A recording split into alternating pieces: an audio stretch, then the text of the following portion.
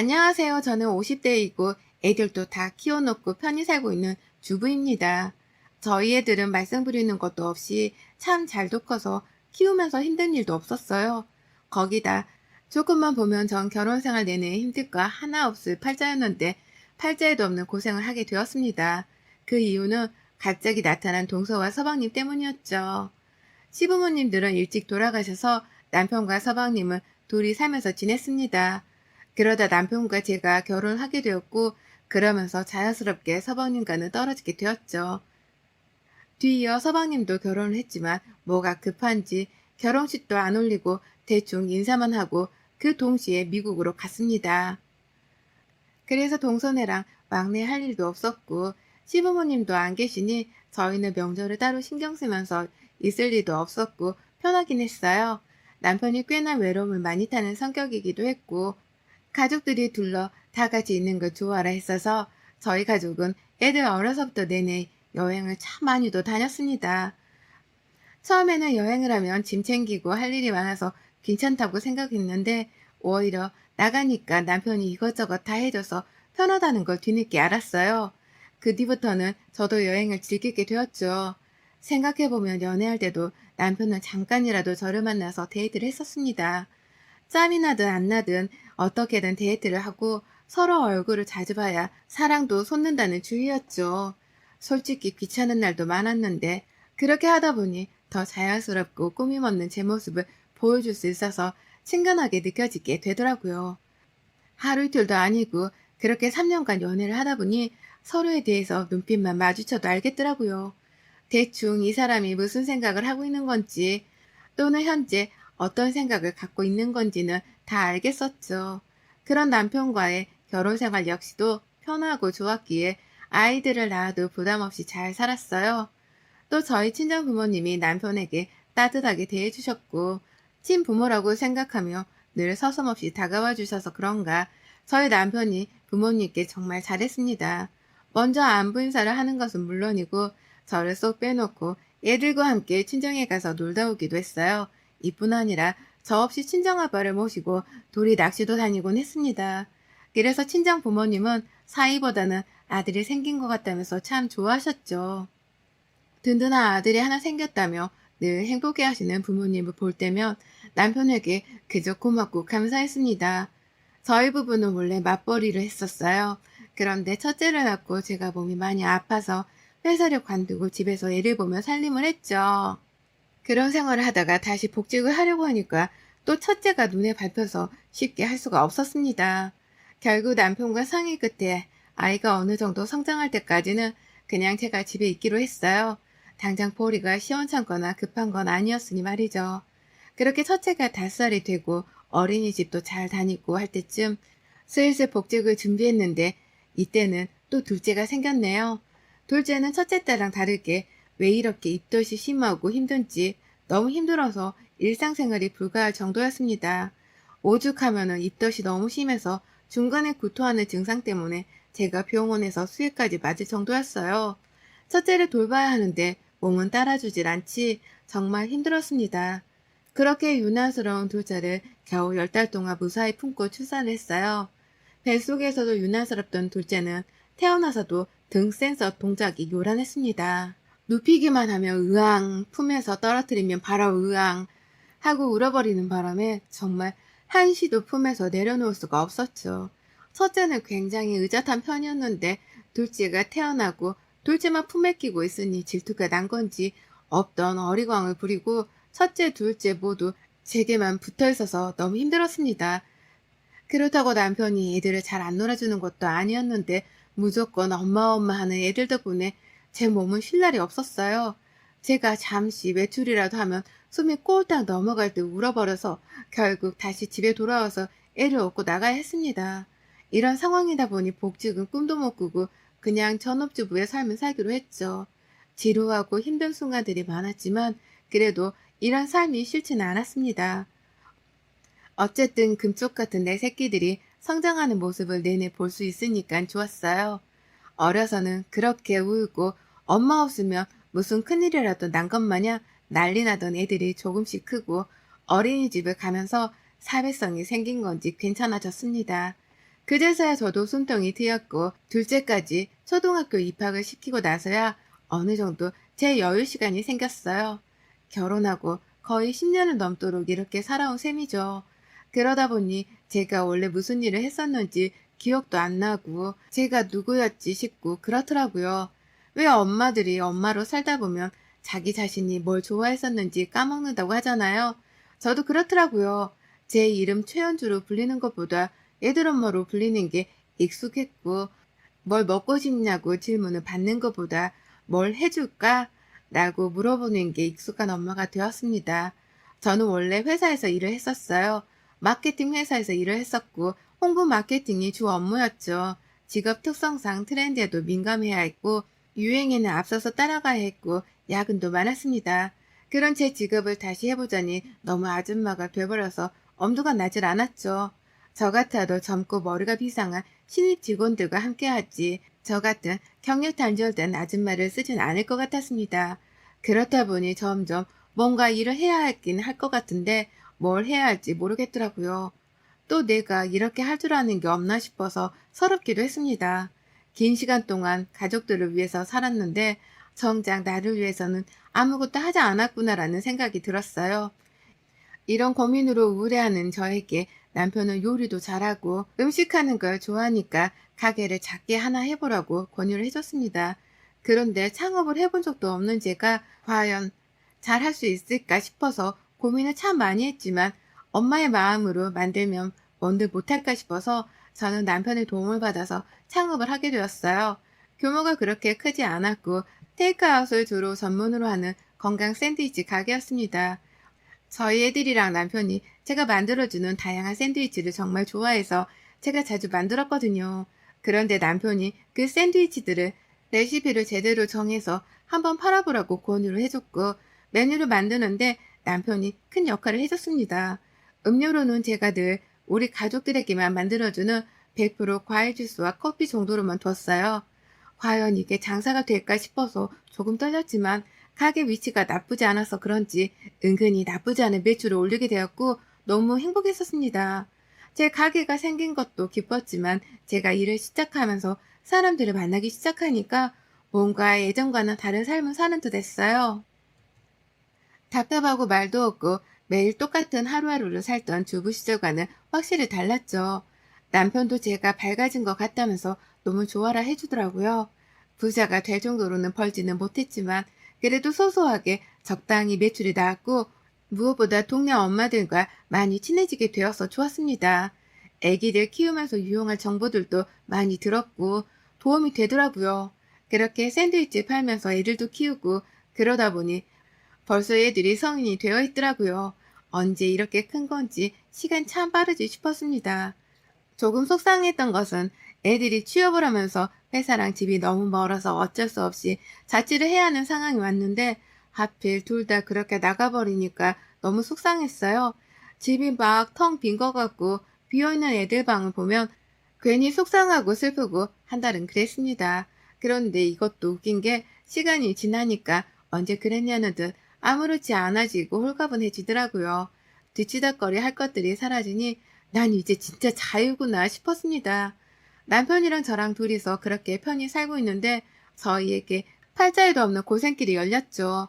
미국에 있던 동서애가 갑자기 한국행을 택한 거예요. 이때가 코로나가 심해질 때긴 하지만 거기서 쭉 터잡고 살았던 건데 갑자기 들어온다고 하니 조금 당황스럽긴 했습니다. 이쪽도 결혼한 지 꽤 오래되긴 했지만 아이는 없는 상태였고 저희랑 왕래가 거의 없어서 처음 보는 사이처럼 어색했어요. 어색하긴 해도 뭐 이제라도 잘 지내야지 싶어서 형님인 제가 먼저 나서서 동서랑 서방님에게 연락도 하고 뭐 필요한 건 없는지도 물어보고 살갑게 다가갔습니다. 그럴 때마다 동서도 너무 살갑게 받아줘서 어색함이 금방 풀리는 듯 했죠. 남편과 서방님은 형제니까 어색함 없이 서로 너무 반가워 죽으려고 했습니다. 동서네가 한국에 들어오고 나서 꽤 자주 만났는데 처음엔 별 생각 없었지만 점점 이상하게 동서에 대해 쎄한 기분과 불쾌함이 생기기 시작했어요. 우선 저는 명품 사는 것에 대해서 아무 생각이 없습니다. 본인이 능력이 되면 사는 거고 아니면 마는 거고 뭐 그 정도로 생각을 하는 편인데 동서는 명품이 아니면 가방 하나를 들고 다닐 수 없다고 말할 정도로 명품만을 취급하는 사람이었죠. 그렇다고 여유가 있냐? 그것도 아니었어요. 빚이 산더미에 갚을 게 많아서 힘들다고 늘 말했습니다. 그런데 곁에서 지켜보니 씀씀이가 워낙 해픈 거예요. 그러면서 제게 맨날 본인은 돈이 없고 빚이 많아서 힘들다면서 뭔가를 사달라고 요구를 했죠. 한 번은 만나더라도 늘 이런 식이었습니다. 형님, 저 정말 필요한 게 있는데 사주세요. 어? 그게 뭔데? 아니야, 아니. 여기 며칠 전에 신상 신발이 하나 나왔는데 너무 잘 빠진 거예요. 디자인이랑 컬러가 딱 봐도 이건 내 거다 싶어서요. 신발이면 또 명품 아니야? 그걸 내가 어떻게 사줘, 동서한테. 에이, 형님, 명품이라고 해서 다 비싼 줄 아나? 아니에요. 200 정도밖에 안 해요. 동서, 200만 원이 개 이름도 아니고 그건 돈 아니야? 세상에 빚도 그렇게 많다면서 자꾸 비싼 것만 입고 사고. 그래, 능력에 맞춰서 살아야지. 어떻게 갖고 싶은 걸 사람이 다 가지면서 살겠어, 안 그래? 아, 물론 그렇긴 한데 형님, 그간 솔직히 제 생일 선물도 한 번 안 사주셨고 축하도 안 해주셨고 그거 다 합쳐서 한 번에 해주신다고 생각하고 사주세요. 200만 원이면 뭐 얼마나 한다고. 그게 무슨 말이야? 그런 동서는 그럼 나한테 200만 원어치 해주려고? 그럼 그냥 쌤쌤으로 하지 뭐하러 그래. 그리고 우리 나이에 무슨 생일 선물을 주고받고 그래, 남사스럽게. 그래서 싫다는 거죠? 형님은 어쩜 한 번에 안 사주시네요. 정말 너무 짜요. 동서에게 너무 황당한 제안을 받았고 요구를 들어야 했습니다. 제게 갑자기 밀린 본인 생일 선물을 준다 생각하고 명품 신발을 사달라고 하는데 어이가 없었죠. 전 남편에게 슬쩍 동서의 예쁜 씀씀이가 걱정된다고 말을 했어요. 아무래도 이대로 가다간 큰 문제가 생길 것 같아서 말이죠. 여보, 아무래도 동서 씀씀이 브레이크 좀 걸어야겠어. 서방님이 빚이 그렇게 많다고 맨날 죽는 소리 하면서 툭 하면 명품 사고 명품 아니면 입을 수도 없대 본인은. 거기다 오늘은 나더러 그간 안 사준 생일 선물 밀린 거 한 번에 준다 생각하고 200만 원짜리 명품 신발을 사달라는데 나 너무 황당했어. 뭐? 그게 사실이야? 그렇게 안 받는데 어이가 없네. 절대 그런 돈 쓰지 마. 본인이 능력도 없으면서 사치 부리는 거 딱 질색이야. 아무래도 정훈이한테 말을 좀 해보긴 해야겠어. 응, 나도 참고 또 참다 말하는 건데 이게 한두 번이어야지. 만나자고 해서 만나면 본인이 먹고 싶다고 데려가 놓고 무조건 계산은 또 내가 하라는 식이야. 물론 내가 윗사람이고 한두 번은 사줄 수 있지만 말 그대로 한두 번이어야지. 괘씸하고 얄미워서 더 이상은 사주기도 싫어. 그러게, 진짜 그게 뭐 하는 짓이래? 내 말이 그 말이야. 당신이 서방님이랑 말 좀 잘해봐. 제 말을 들은 남편은 곧장 서방님께 전화를 했고 동서가 있는지를 확인한 후 없다고 하니 말을 했어요. 그리고 한참 전화를 하고 나온 남편은 꽤 심각한 표정을 지었습니다. 뭔가 쎄함을 또 느껴서 대체 무슨 일일까 싶었는데 남편에게 들은 말은 충격이었어요. 내가 정훈이한테 말했는데 그럴 리가 없다는 거야. 그래서 뭘 그럴 리가 없냐고 나도 옆에서 들은 게 있다고 했거든. 근데 빚이 하나도 없다네? 우선은 뭐 확인해보고 연락 준다고 했으니까 기다려보자. 뭐가 진짜 얼굴인지를 모르겠네. 아, 이거 괜히 찜찜하고 기분이 이상한데? 아니야, 나한테 퇴직금 갚는 것도 보여줬어. 매달 이만큼 갚는다면서 없을 리가 없지. 이거 서방님한테 속이고 있는 거 아니야? 서방님은 동서에 대해 전혀 모르는 눈치였고 남편에게 듣고 뭔가 이상함을 감지한 서방님이 그제서야 동서에 대해 하나둘 캐보기 시작했나 봐요. 그러다 동서가 빚이 어마무시하게 있다는 사실을 알았고 동서를 데리고 저희 집에 왔습니다. 갑자기 찾아와서 조금 당황스러웠지만 한껏 화가 난 듯 보이는 서방님의 모습에 아무 말을 하지 않았어요. 그리고 서방님은 동서를 향해 말했죠. 당장 사과해. 얼른 무례하게 했던 행동들. 형님, 그 기분 나쁘셨다면 죄송해요. 저는 그냥 친해지고 싶고 언니니까 그래도 된다고 생각했는데 반대로 생각해보니까 저였어도 기분이 나빴을 것 같아요. 죄송해요. 갑자기 찾아와서 왜 그래? 죄송해요. 제가 이 사람이 빚이 있고 뭐 이런 사정을 아예 몰랐다가 이번에 알게 되었고 추궁해보니까 큰 실례를 저질렀더라고요. 앞으로는 이렇게 불편하게 하는 일 없도록 주의할게요. 저희가 죄송해요. 그래, 네가 주의를 시켜야지. 괜히 우리 집사람만 힘들어지잖아. 원래 남 얘기하지도 않는 사람인데 오죽하면 나랑 의논을 했을까. 그리고 앞으로 너무 자주 만날 이유는 없을 것 같아. 안 보자는 얘기가 아니고 지금 너무 자주 보잖아. 우리 와이프도 일하는 사람이라 바쁜데 수시로 불러내고 맨날 계산하라는 식이고 이 사람이 무슨 지갑이야? 착하니 망정이지 참나. 정말 죄송해요. 불편하게 안 할게요. 죄송합니다. 동서는 그렇게 한껏 고개를 숙이고 죄송하다며 한참을 사과하고 갔습니다. 괜히 또 저렇게까지 죄송하다고 사과를 하는 모습을 보니까 내가 너무 심했나 싶은 생각이 살짝 들었는데 그럴 필요도 없었어요. 그렇게 딱 며칠이 지나고 나니까 동서는 언제 그랬냐는 듯 아무렇지 않아졌고 하루는 제게 연락이 와서 그러더라고요. 형님, 형님네 결혼기념일은 언제세요? 저희는 다음 주거든요. 어? 그건 또 왜? 왜긴요. 서로 챙겨주면 좋잖아요. 그래서 말인데 다음 주에 저희 기념일이니까 호텔 하나 예약해주세요. 오랜만에 호텔 데이트하고 싶은데 형님이 예약해줬다고 하면서 가면 자연스러울 것 같아서요. 저도 형님네 나중에 해드릴게요. 아니야. 그냥 동서가 하고 뭐 내가 했다고 말하던가 해. 결혼기념일을 동서지간에 굳이 뭐하러 챙겨줘. 난 원래 기념일 잘 안 챙겨서 이런 거 불편해 동서. 아, 형님은 도대체 그럼 뭐가 좋으신 거예요? 제가 하자는 건 다 싫다고 하시고 제 친구들 형님들은 보면 선물이다 뭐다 비싼 거 좋은 거 바리바리 주던데 형님은 저 한국 와서 해주신 게 뭐가 있어요? 뭐라고? 말을 그렇게 해 지금? 말씀을 해보세요. 해주신 게 뭐가 있냐고요. 저희가 하루 뒤에 있다가 한국 온 것도 아니고 몇 년 만에 왔는데 해주는 것도 없고 아무것도 모르는 것 같아서 먼저 제안하면 또 싫다고 하고 저도 이런 형님 있는 거 진짜 싫거든요. 고지식하고 융통성도 없고 아우 짜증나. 끊어요.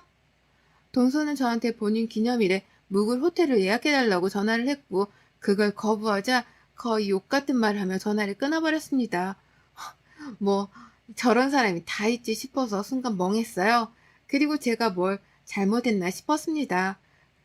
그 이후 카카오톡이 하나 왔는데 동서에게서 온 거였고 웃겨서 말이 나오지도 않았어요. 앞으로 생일 선물, 결혼기념일 선물 뭐 이런 거 각자 링크 보내고 깔끔하게 보내주는 걸로 해요. 전 그렇게 하는 게 편하거든요. 요즘은 다 그렇게 해요. 형님이 연세가 있으셔서 잘 모르는 것 같아 다시 한번 말씀드립니다. 아래 보내는 링크는 다음 주에 예약하시라고 보내드리는 호텔 링크예요. 전 이걸 보고 진짜 배꼽이 빠질 듯 웃었습니다. 뭐 저런 게 다 있나 싶었죠. 그래서 저도 답변을 보냈어요. 생일 선물, 결혼기념일 선물, 이딴 거 필요 없으니까 요구도 하지 말라는 내 말귀를 왜 이렇게 못 알아먹지? 호텔에 가고 싶으면 본인이 직접 예약해서 가면 될 일을 왜 형님이 나한테 막말까지 해가면서 선을 넘는 거야? 적당히 해. 여기서 멈춰 동서 경고야. 저는 동서에게 저렇게 카카오톡을 보냈고 이후 답변은 오지 않았습니다. 안 그래도 열받아서 씩씩거리며 남편을 기다리고 있었는데 남편이 제게 이상한 말을 했어요. 남편 아는 후배들과 점심을 먹었는데 그중 한 명에게 서방님 사진을 보여주다 동서 사진을 보여줬나 봐요. 그런데 얼굴이 싹 굳더니 이 여자 혹시 김선혜냐고 동서 이름을 말하더래요. 그래서 맞다고 왜 그러냐고 하니까 아니라고 끝까지 말을 안 했다고 합니다. 뭔가 딱 봐도 이상해서 제가 그 후배에게 전화를 해서 물어보라고 했죠. 그리고 충격적인 사실을 듣게 되었습니다. 후배와 한참을 전화하던 끝에 어떤 한 남성의 연락처를 알게 되었고 그 남성과 통화를 직접 하게 되었어요. 그 남성은 남편 후배의 친구였고 동서와 동거를 10년을 넘게 했던 사이라고 합니다. 둘 사이에는 애도 있는데 애가 생기고 귀찮고 힘들다는 핑계로 도망가 버렸다고 해요. 그리고선 저희 서방님을 만나 도주하듯 미국으로 가서 살아버린 거죠. 세월이 오래 지났으니 이제는 괜찮겠지 싶어서 한국으로 돌아왔던 거고 아직은 괘씸함에 동서를 찾고 있던 그 남성은 저희에게 부탁을 하더라고요. 제발 김선혜 걔 연락처나 사는 것 좀 알려주세요. 아니 그 남편이라는 사람 연락처라도요. 정말 여우 같은 애고 곁에 둬서 좋을 거 하나 없어요. 저 역시 가만 안 두려고 연락처 묻는 거지 빌고도 빌어도 절대 안 받아줘요. 그러니까 이 모든 게 사실이란 거죠. 그쪽은 그럼 결혼했다는 사실도 이번에 안 거고요. 전혀 몰랐죠. 하루아침에 소리소문도 없이 사라져서 아 정말 작정하고 잠수를 탔구나 생각했지. 웬 남자랑 결혼해서 미국 가서 살다 올 줄을 누가 알았겠어요. 그 뒤로는 아무도 애를 봤다는 사람이 없어서 진짜 독한 년이다고만 생각했죠. 저랑 남편은 이 모든 사실을 알고 충격을 먹었고 우선 서방님에게 먼저 이 사실을 알려줬습니다. 서방님은 거의 쓰러지기 직전의 충격 상태였고 간신히 진정시킨 후 서방님네 집에 동거남과 함께 모두 쳐들어갔어요. 모두 함께 들이닥치는 걸 보고 동서는 갑자기 안방으로 뛰어들어가서 문을 잠그려 했고 제가 막았죠. 서방님이 차마 동서를 때리지는 못하고 있길래 제가 대신 때리며 말해줬어요. 어디서 너 같은 더러운 게 굴러들어와서는 어쩐지 근본은 못 숨긴다고 싼티가 잘잘 흐르는 걸 내가 왜 진작에 몰랐을까? 명품으로 그걸 휘감는다고 네 본 모습이 감춰지는 게 아니란다 아가야. 네 속이 명품이어야 명품을 휘감아도 어울리는 거야 알겠니? 동거남에게는 거의 머리채까지 잡혔고 욕을 엄청 먹었습니다. 그걸 말리지 않았고 서방님과 이혼을 시키며 고소까지 했어요. 돈이 땡전 한 푼 없어서 위자료나 합의금을 줄 수 없던 동서는 결국 하루하루 좀 봐달라고 용서를 빌고 있습니다. 저희 모두 정신적으로 충격을 세게 받아서 한동안 주말이면 일부러 서방님까지 불러서 꼭 집에서 함께 밥도 술도 먹었어요. 혼자 두면 안 될 것 같아서요. 그래도 서방님은 금방 훌훌 털고 잘 견뎌줘서 다행이에요. 여러분의 생각은 댓글로 남겨주세요. 오늘도 시청해주셔서 정말 감사합니다.